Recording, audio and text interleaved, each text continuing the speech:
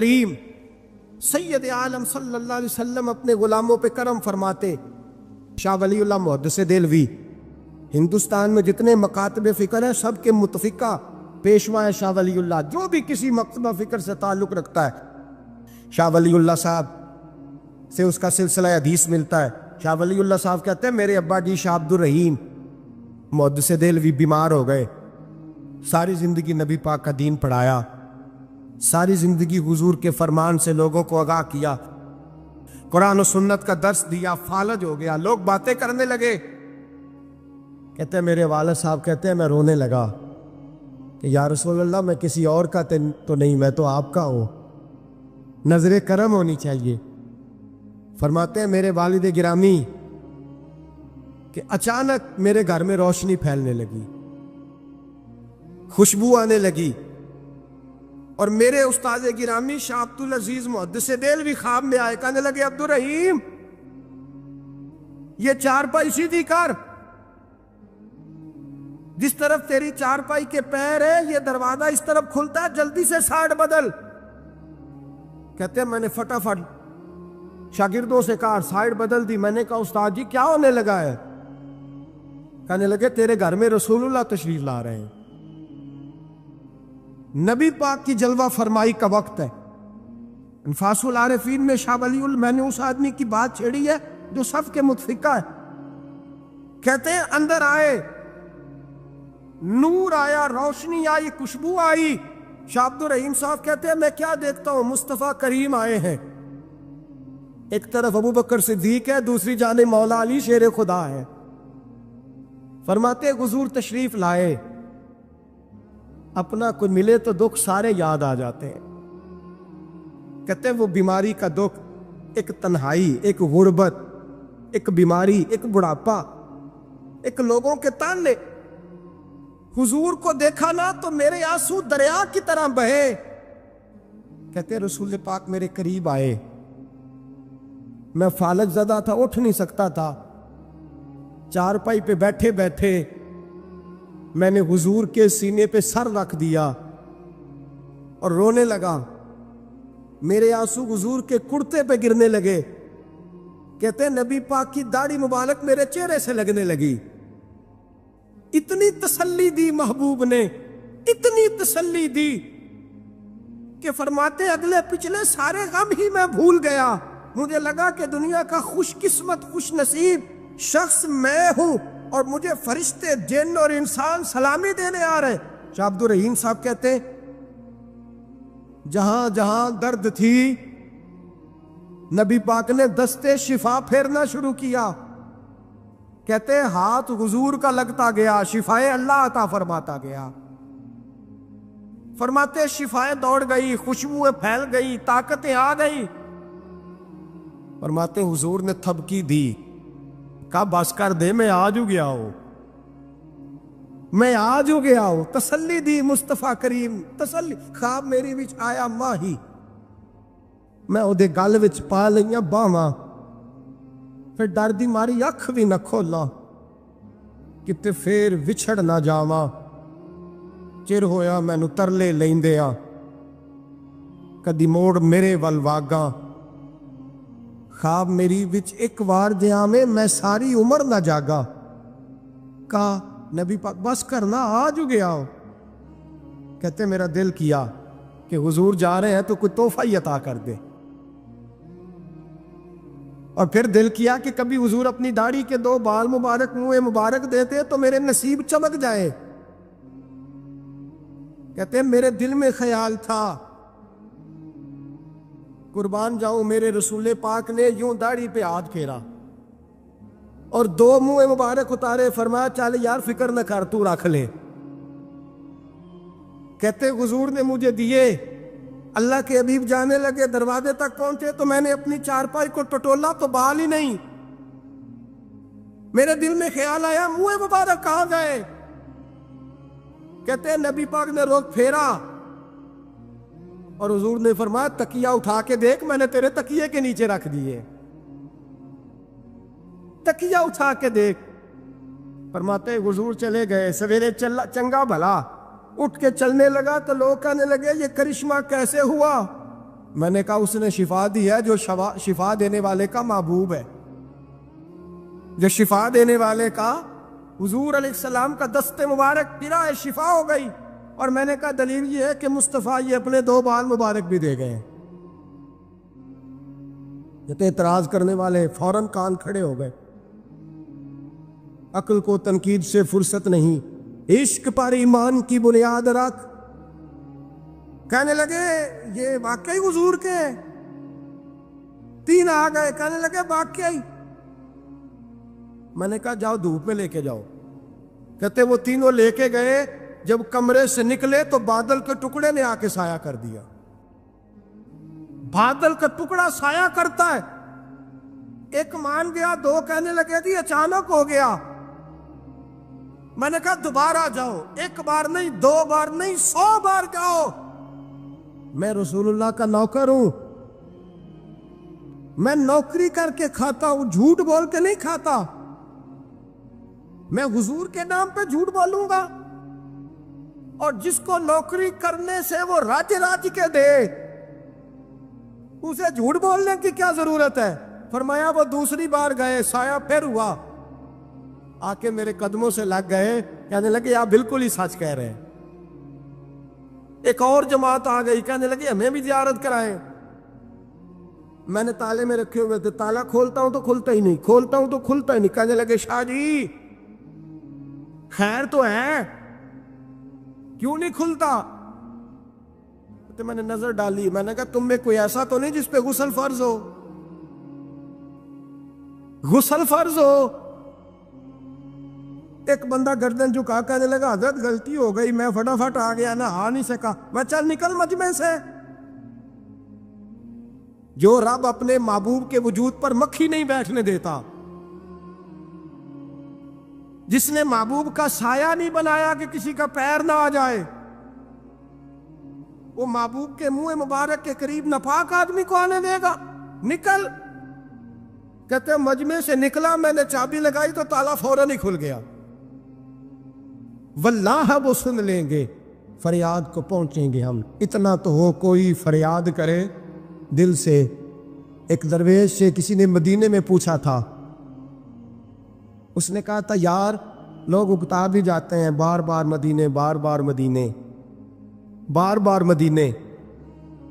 جملہ درویش کا ہے، اگر آپ کی سمجھ میں آ گیا تو بڑی اچھی بات ہے، نہ بھی آیا تو جملہ تو قیمتی ہے۔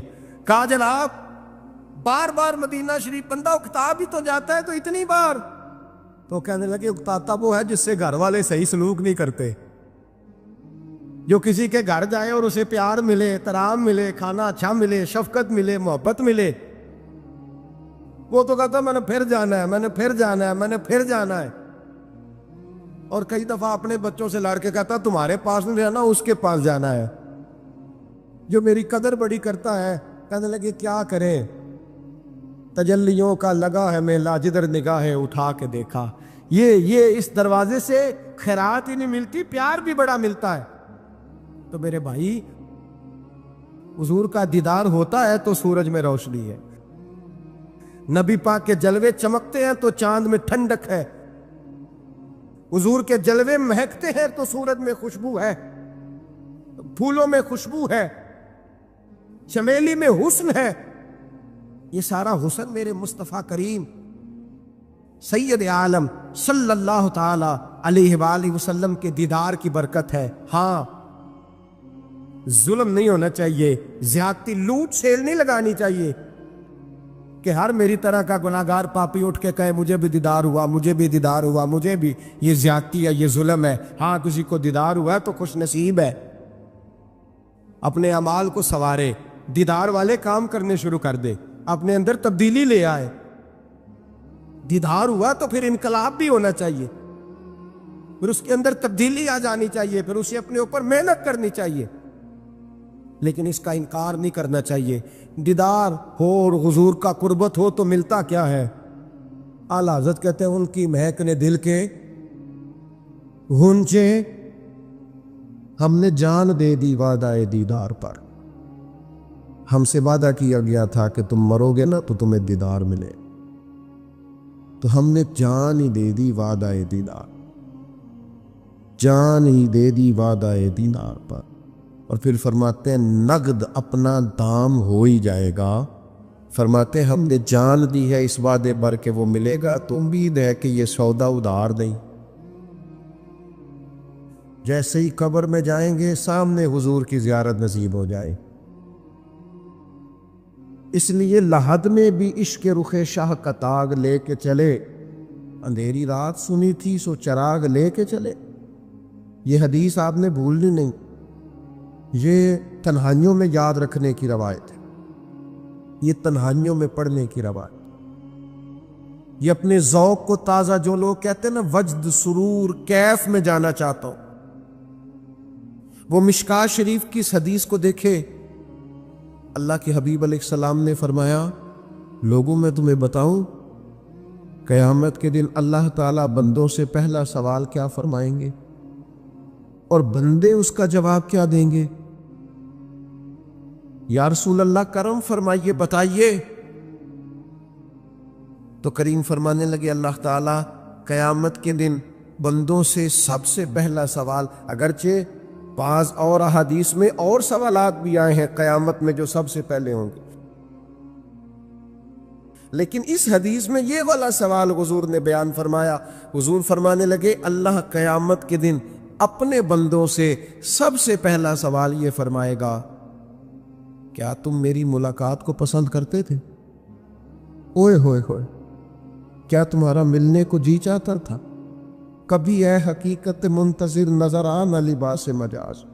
اقبال کہتے ہیں تیرے کرم اتنے ہیں دل کرتا ہے تجھے دیکھیں، کبھی کبھی اے حقیقت منتظر نظر آنا لباس مجاز میں، لاکھوں سجدے تڑپ رہے ہیں میری جبین نیاز میں، تمہارا دل کرتا تھا مجھ سے ملنے کو؟ حضور فرماتے بندے عرض کریں گے مالک بڑا دل کرتا تھا۔ تو پھر اللہ فرمائے کہ یہ گفتگو کی معنویت تو دیکھو یار، اس کا حسن تو دیکھو۔ اللہ پھر پوچھیں گے کیوں دل کرتا تھا تمہارا؟ دل کرتا تھا تو کیوں کرتا تھا؟ عرض کریں گے مالک اس لیے کہ ہمیں امید تھی کہ تم معاف بھی کر دے گا، رحمت بھی فرمائے گا، اس معافی کی امید پر دل کرتا تھا تو ملے۔ حضور فرماتے ہیں پھر رب فرمائے گا مجھ پر واجب ہے، میں نے اپنے کرم سے واجب کر لیا ہے کہ آج تمہیں جنت عطا کروں گا۔ یہ جو ملاقات ہے نا، ملاقات کہ وہ ملیں گے، ان سے ملاقات ہوگی۔ عمر بیت گئی نا نام جپتے، عمر بیت گئی نا تذکرہ کرتے۔ ہم سے بھی لوگ پوچھتے ہیں کیا کمائی کی، کیا زندگی میں حاصل کیا؟ تو ہم کہتے ہیں شرق سے غرب تک، ملک کے ایک کونے سے لے کر دوسرے کونے تک مدینے والے کی بات کی، حضور کا ذکر کیا، نبی پاک کے اور میں اپنی حیاتی تو قربان تھی وہاں، ساری محمد محمد پکیندے گزر گئی ساری۔ یہ اعزاز ہے، یہ کرم ہے۔ اب کیا ہوتا ہے گناہگار لوگ اتنا بڑا دعویٰ تو نہیں کر سکتے، لیکن دل تو چاہتا ہے نا کہ چلو جس کا نام لیا ہے اس کی کبھی زیارت کی، کبھی ملاقات بھی ہو، کبھی نظر کرم بھی ہو۔ کسی نے اپنے محبوب سے کہا تھا کہ ذرا ایک نظر مجھ پہ بھی کیجئے، تو قریب بیٹھے ایک شخص نے کہا یار تو نے بڑا دعویٰ کیا ہے، جو محبوب ہوتے ہیں ان کو تکلیف نہیں دی جاتا، تو کہتا ہے پورا چہرہ ہی تیری طرف پھیرے۔ تو پھر اس نے اس درویش سے پوچھا کہ میں بھلا پھر کیا کروں، میرا دل تو میرا بھی کرتا ہے، چلو یہ تو آپ کی بات ٹھیک ہے کہ اب میں محبوب سے کہوں کہ اتنی تکلیف کرے کہ میری طرف پورا رخ پھیرے تو ٹھیک نہیں، تو پھر بتائیں میں کیا کروں؟ تو اس نے کہا ان راہوں میں کھڑا ہو جا جن راہوں کی طرف وہ کریم دیکھتا ہے۔ چلو اسی با کردار کو دیکھتے دیکھتے بیچ میں تیرے اوپر بھی نظر، مجھ پہ محشر میں نصیر ان کی نظر پڑ ہی گئی، مجھ پہ محشر میں نصیر ان کی نظر۔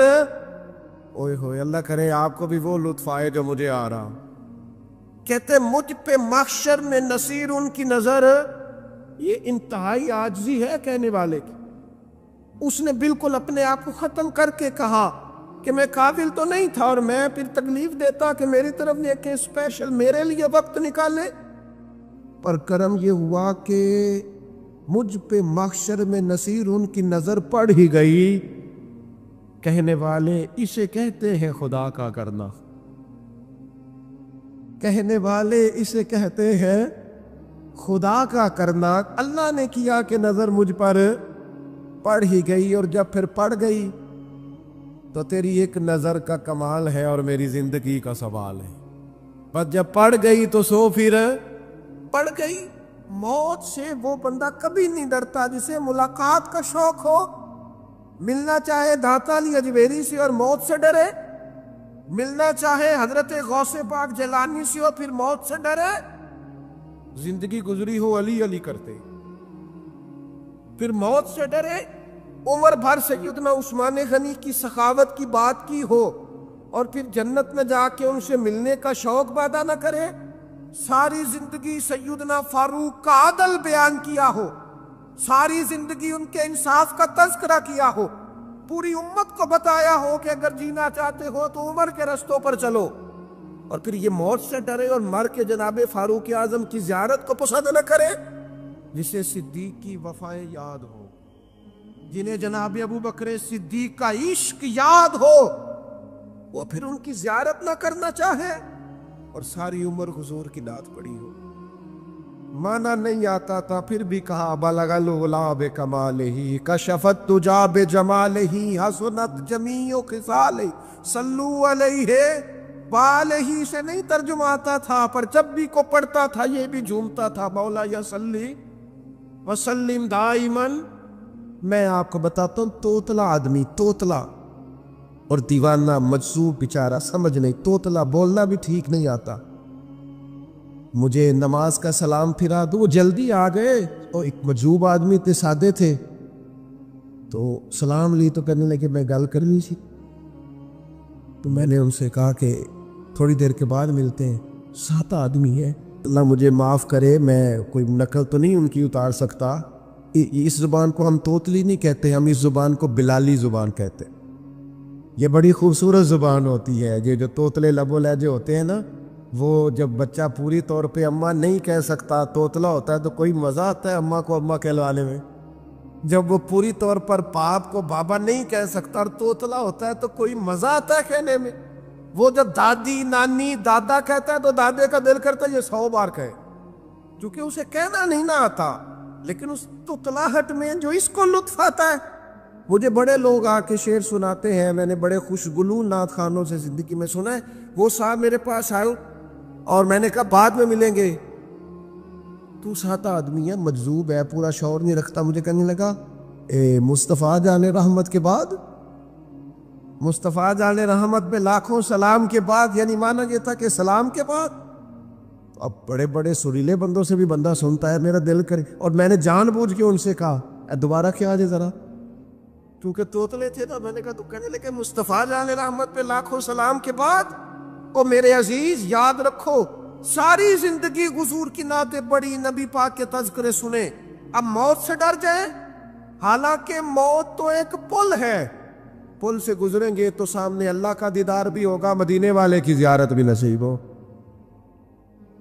تو زیارت ہوگی، اور ہر نظر کانپ اٹھے کہ محشر کے دن خوف سے ہر کلیجہ دہل جائے گا، اوڑھ کر کالا جبہ وہ آ جائیں گے، اور سارے محشر کا نقشہ بدل جائے گا۔ یہ موت کا خوف نکالنے والی چیزیں ہیں، ڈر۔ اچھا مجھے ایک بات بتائیں، یہ میں امید کی بات کرنے لگا ہوں، چلے اب یہ بات تو مشکل ہے پر کرنی پڑے گی، مجبوری ہے۔ کبھی کبھی ابا جی سے مار بھی پڑ جاتی ہے بندے کو، گھر میں تو 2-4 لگ بھی جاتی ہیں، تو اس وقت نا جو سب سے بڑا سہارا کسی کو نصیب ہوتا ہے وہ یہ ہوتا ہے کہ اللہ کرے اماں گھر میں موجود ہو۔ اور میں نے دیہاتوں میں کئی مائیں ایسی دیکھی ہیں جو بیٹے کے حصوں کی مار کھاتی ہیں، ابا نے ڈنڈا لے لیا ہے بیٹے کی غلطی پہ، اب اماں بیچاری سامنے ہو گئی ہے، 2-4 اس نے بھی کھا لی۔ یہ بات آپ سمجھیں، موت کا خوف نکالنے کے مفہوم میں بات کرو، اماں موجود ہو نا گھر میں تو ابا سختی بھی کرنے لگے تو کسی وقت احساس ہوتا ہے کہ جناب یہ سختی نہیں ہوگی کیونکہ میری اماں، اور اماں پوری وکیل بن جاتی ہے، کہتی تو نہیں پتا، وہ ہو گئی غلطی، وہ فلانے دے منڈے نے خراب کیتا ہے، حالانکہ ہو سکتا ہے اس نے اس کو بھی خراب کیا ہو، لیکن وہ اماں وکیل ہے، وہ وکالت کر رہی ہے اور وہ پے لاس کر رہی ہے۔ ہوتا ہے ایسے، اس بات کو سمجھ لیں اچھے طور پر، موت کا خوف نہیں، ڈر نہیں، اس لیے کہ گھر میں ماں موجود ہو تو باپ کا ڈر نہیں ہوتا، تو قبر حشر میں تو رسول کریم موجود ہے، وہاں تو نبی کریم موجود ہے، وہاں تو اللہ کریم اپنی رحمت فرمائے گا بندوں پر، اس لیے خوف نہیں، پینک نہیں، اپنی غلطیوں کا احساس ضرور کریں، اپنے اعمال پر توجہ ضرور دیں، لیکن موت کے خوف تلے دبتے نہ جائیں، انشاءاللہ صبح قیامت کرم ہوگا۔ میرے نبی پاک علیہ الصلوۃ والسلام نے تو فرمایا ہے بس ہم نے ایمان کامل لے کے جانا ہے دنیا میں۔ حضور نے فرمایا ہے جس طرح 14ویں رات کا چاند چمکتا ہے اس طرح میرے غلاموں کے چہرے چمکیں گے قیامت میں۔ اللہ کے رسول صلی اللہ علیہ وسلم فرماتے ہیں جسم کے جن جن حصوں پر وضو کا پانی لگتا رہا وہ قیامت میں چمکیں گے، دور سے لوگ ان کا نور دیکھیں گے، پتہ چلے گا وہ محمد عربی کے غلام آ رہے ہیں۔ یہ کرم ہوگا صبح قیامت، یہ عطائیں ہوں، اس لیے مومن موت سے ڈرتا۔ سیدنا بلال حبشی رضی اللہ تعالیٰ عنہ، آخری وقت ہے، لظہ کا عالم طاری، اور یہ گفتگو دیکھے غلاموں کی، آپ کی اہلیہ رو پڑی، کہنے لگی ہائے ہائے افسوس۔ حضرت بلال فرمانے لگے کیا ہوا؟ کہنے لگی افسوس ہے کہ آپ دنیا سے جا رہے ہیں۔ تو حضرت بلال نے مضمون ہی بدل دیا، سوچ کا زاویہ ہی بدل دیا، فرمانے لگے یہ افسوس کا مقام نہیں، یہ تو خوشی کا مقام ہے، اس لیے کہ میری آج آنکھیں بند ہوں گی، قبر میں کھلیں گی، مدینے والے محبوب سے بھی ملوں گا، حضور کے غلاموں سے بھی ملوں گا صلی اللہ تعالی علیہ وسلم۔ تو موت تو مقام مسرت ہے، اور اگر یہ مل جائے زندگی میں، ایک بدو ایمان لے آئے، ابن ماجہ میں موجود ہے، حضرت ابو ہریرہ رضی اللہ تعالیٰ عنہ حدیث کے راوی ہیں، فرماتے ہیں ایک بدو ایمان لائے اور انہوں نے حضور علیہ السلام کے ساتھ ہجرت بھی کی، ابن ماجہ میں موجود ہے۔ تو نبی پاک علیہ السلام نے انہیں ایک صحابی کے ساتھ کر دیا، اب ان کے کام کاج میں مصروف ہو گئے ان کے ساتھ۔ تو حضور علیہ السلام نے ایک جگہ سے مال غنیمت آیا، تو طریقہ مبارکہ یہ تھا کہ مال غنیمت میں سب کو حصہ دیا جاتا تھا، اگرچہ وہ جہاد پہ نہیں گئے لیکن حضور نے انہیں بھی حصہ دیا، تو مجھ سے ابھی تو رو پڑے، عرض کرنے لگی حضور میں اس کے لیے تو ایمان نہیں لایا تھا۔ حضور نے فرمایا پھر بتائیے، گرچہ بزرگ جانتے کس لیے لائے تھے؟ عرض کی حضور میں تو اس لیے ایمان لایا تھا کہ میں نب کی راہ میں لڑوں گا اور میں اپنی جان پیش کروں، میں شہادت کے لیے ایمان لایا تھا، مجھے یہ مال دولت نہیں چاہیے۔ تھوڑی ہی دیر گزری کہ ایک اور مارکے کا اعلان ہو گیا، جنگ کا اعلان ہو گیا۔ حضور نے فرمایا چلو، وہ گئے، اور چند ہی لمحے گزرے کہ وہ میدان میں اترے اور پھر شہید ہو گئے۔ صحابہ کرام ان کی مقدس لاش مبارک کو اٹھا کے محبوب کے قدموں میں لائے، تو نبی کریم نے کیا خوبصورت بات ارشاد فرمائی۔ حضور فرمانے لگے دیکھو اس نے اللہ کی تصدیق کی ہے تو رب نے بھی اس کی تصدیق فرما دی۔ اور پھر یہ دو جملے محبوب کہتے کہتے اٹھے، اور پھر حضور نے اپنا جبہ مبارک اور اتار کے فرمایا اس بندے کو اس جبے میں کفن دے دو، اس میں اسے کفن دو، اس لیے کہ تو شہادت کے لیے ایمان لائے، موت کی آنکھوں میں آنکھیں ڈال کے جیا، اپنی زندگی کمزور نہ گزارے۔ مسلمانوں پہ کافر کا رعب طاری ہو گیا ہے۔ ایک تو ہوتا ہے نا کہ کوئی مدد کرنا، کوئی آگے بڑھنا، فلسطین کا نام تک نہیں لے رہے حکمران زبان سے، ذکر تک نہیں کر رہے، چینل ذکر نہیں کر رہے، اتنا رعب، اتنا کفر کا خوف، صرف اس لیے کہ ہمیں موت کا ڈر ہے، مر جائیں گے تو بستر پہ نہیں مریں گے، بیماریوں سے نہیں مر جاتے لوگ۔ خدا کے بندو اپنی زندگی میں اتنا خوف اگر موت کا پیدا کر لو گے۔ حضرت سعید ابن جبیر رضی اللہ تعالیٰ عنہ بہت بڑے فقیہ تھے، حجاج بن یوسف نے بلایا اور کہنے لگا میں تمہیں موت دینے لگا ہوں، مار دوں گا تمہیں۔ بڑا ظالم آدمی تھا، بڑے لوگ اس نے قتل کیے تھے۔ حضرت سعید رضی اللہ تعالیٰ عنہ مسکرا پڑے اور غصے میں آیا، کہنے لگا کیوں ہنستے ہو؟ فرمانے لگے تو بڑا بیوقوف ہے، تجھے کس نے کہا زندگی اور موت تیرے ہاتھ میں، یہ تو تب آئے گی جب میرا رب چاہے۔ کہنے لگا لے جاؤ ان کو اور جا کے قتل کر دو۔ تو وہ جب جلاد لے جا رہے تھے تو آپ اور کھل کے مسکرائے، ہنسے، یہ آپ کی طاقت ہے، کہ موت کو دیکھ کے مسکراہٹ ہو، لبوں پہ تبسم، رقصہ ہو، مسکرائے۔ جب ہم مسکرا رہے تھے تو اس کو اور غصہ آیا، واپس بلایا، کہنے لگا مسکراتے کیوں ہو؟ فرمانے لگے تیری جرت پہ مسکرا رہا، اور اس بات پہ مسکرا رہا ہوں کہ رب کتنا بے نیاز ہے، تیرے جیسے لوگوں کو بھی مہلت دے رکھی ہے، کتنا بے نیاز ہے، تیرے جیسے لوگوں کو مہلت۔ اور غصے، کہنے لگا میرے سامنے قتل کرو۔ حضرت سعید ابن جبیر رضی اللہ تعالیٰ عنہ نے منہ کعبے کی طرف کر کے پڑھنا شروع کیا، انی وجہت وجہی للذی فطر السماوات والارض حنیفا وما انا من المشرکین۔ آپ یہ پڑھ رہے تھے تو کہنے لگا اس کا منہ کعبے سے پھیر دو۔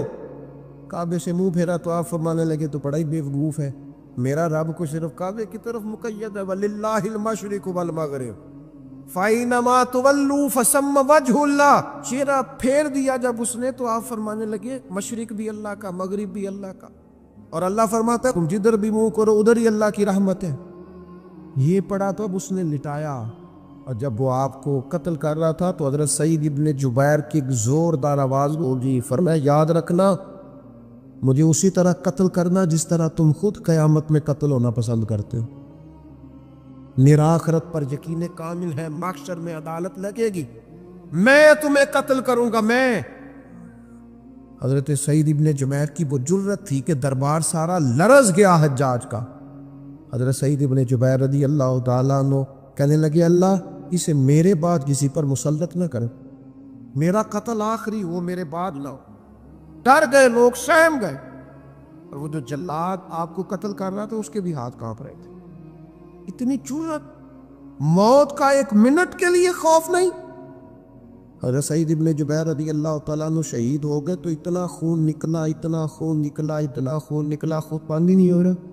ایک طبیب بیٹھا تھا، ہانپتے کانپتے ڈرے ہوئے، سہمے ہوئے۔ حجاج کہنے لگا اسے اتنا خون؟ تو کہنے لگا بادشاہ میں نے سالوں مریض دیکھے ہیں، اس کو پتہ چل جائے نا مرنے والا ہو وہ تو اتنا خوف پہ آتا ہے، پہلے ہی اس کا سارا خون جم جاتا ہے اور سکڑ جاتا ہے اور اس کا خون جل جاتا ہے۔ یہ جو بندہ تم نے شہید کیا ہے نا اس میں ایک رتی برابر بھی موت کا خوف نہیں، موت کے خوف سے بے نیاز تھا، اتنا خون نکلا۔ حضرت سعید ابن جبیر شہید ہوئے اسی دن حجاج کے پیٹ میں درد شروع ہوا، صرف 15 دن۔ حجاج بعد میں زندہ رہا ہے 15 دن، اور ساری رات تڑپتا تھا، کہتا تھا مجھے خواب میں آ کے پیروں سے گھسیٹتے۔ حضرت سعید ابن جبیر چلاتا تڑپتا 15 دنوں کے اندر۔ طبیبوں نے کہا تیرا جو مرض ہے یہ کوئی آسمان